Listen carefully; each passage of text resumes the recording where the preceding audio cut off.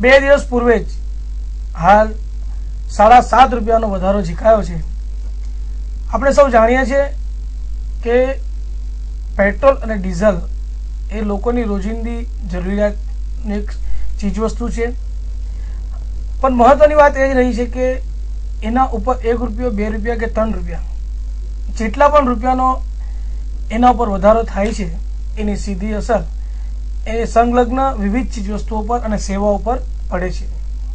આજે દેશમાં મોંઘવારીનો પ્રશ્ન ખૂબ મોટો છે, ત્યારે 2 દિવસ પહેલા જ આ 7.5 રૂપિયાનો જે વધારો થયો છે પેટ્રોલના ભાવમાં એ દેશની પ્રજા માટે જાણે પેટ્રોલમાં ભડકો થયો હોય એવી સ્થિતિ સર્જાય એમ કહીએ તો નવાય નહીં।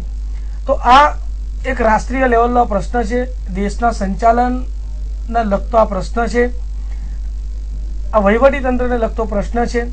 તો આજે આ પ્રશ્ન કઈ રીતે નિવારી શકાય, એના માટે કયા કયા પ્રકારના પ્રયત્નો કરી શકાય અને આ ભાવ વધારો કઈ રીતે લાગુ છે અને એમાં કોણ ચાહે તો એને ઘટાડી શકે, તો એ માટે આપણે એક ચર્ચા વિચારણાનો કાર્યક્રમ રાખ્યો છે। એમાં આજે આપણી સાથે ઉપસ્થિત છે નવસારીના સાંસદ શ્રી CR પાટીલ।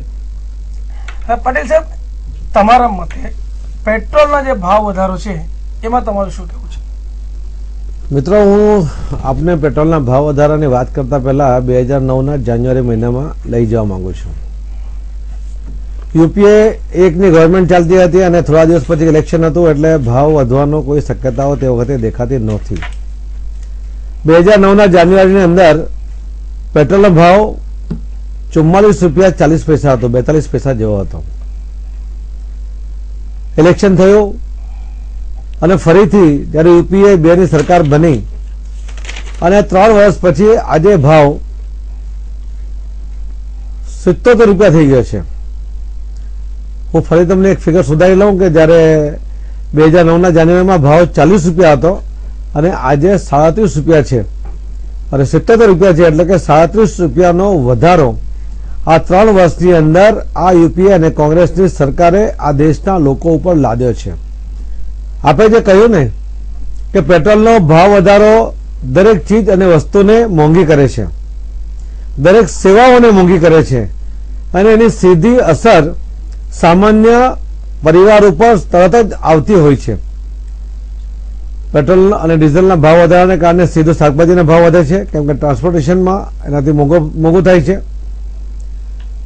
રિક્ષામાં જતા બાળકો એના રોજના જે સ્કૂલમાં લઈ જવાના જે મહિનાનો ભાડું હોય છે એની પર એની સીધી અસર આવતી હોય છે।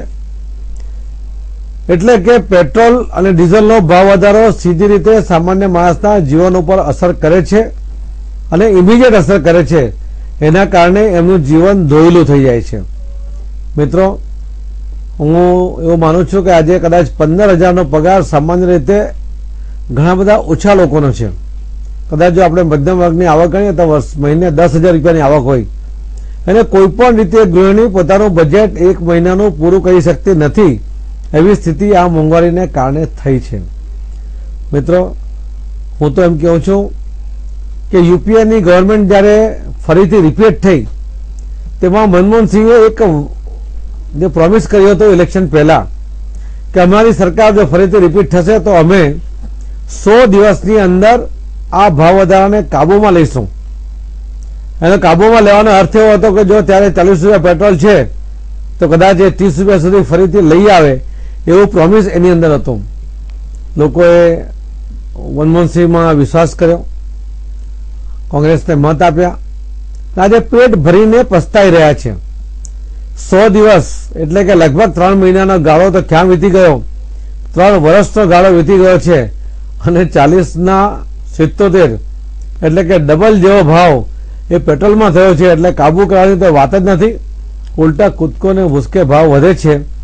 2009 જાન્યુઆરી પછી આજે 16 વખત અલગ અલગ તબક્કે ભાવ વધ્યા છે અને આ 3 વર્ષની અંદર 16 વખત ભાવ વધ્યા પછી એનો ભાવ 37 રૂપિયા જેવો વધીને 77 રૂપિયા થયો છે। એની ખૂબ ખરાબ અસર સામાન્ય જીવનમાં સામાન્ય પરિવારના લોકો ઉપર થઈ છે। મિત્રો, અત્યાર સુધીમાં આપણા દેશમાં પેટ્રોલ ડીઝલ ઉપર એક નિયંત્રણ અને અંકુશ સરકારનું રહેતું હતું, તો આ ભાવ નિયંત્રણને બદલે જે ભાવ અંકુશ કરવાની જે વાત કરી છે, આવું તો કોઈ કર્યું નથી. તમારું શું કેવું છે?